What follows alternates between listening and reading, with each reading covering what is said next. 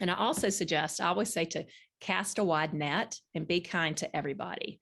And that's another, probably the biggest piece of advice I can give you. And it really has helped my daughters. And I tell them all the time, I'm like, it's okay to have your closest friends, your best friends, but always cast a wide net, be kind to everybody and know that God created all of us to lift each other up and to encourage each other. And you never know how he is going to weave your story back together with somebody that you might know just a little bit loosely right now, but you might become best friends one day.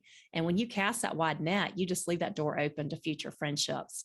And you also, put yourself in a good position. You're not only able to show God's love to more people, and by the casting a wide net, I mean, like, make friends wherever you go. If you're in French class, have your French class friends. If you're in gym class, have your gym class friends. If you go to summer camp, have your summer camp friends.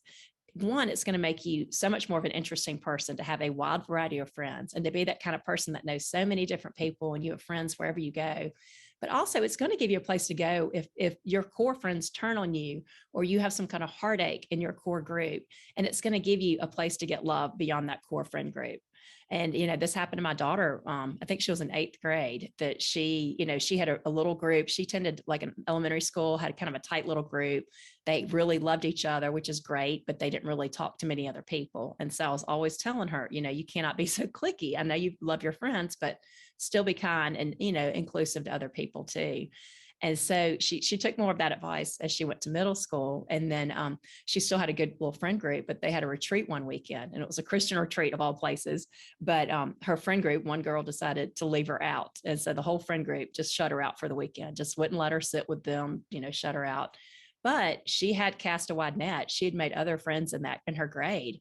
And guess what happened during that retreat? She was not sitting by herself. Instead, it was these other friends that she had made swooped her up. They let her sit with them. It was a very traumatic experience, but these friends made it better. And so you're also, what happens to a lot of girls is, they're not nice to anybody except for their little friend group, where they only want to be friends with 4 or 5 people.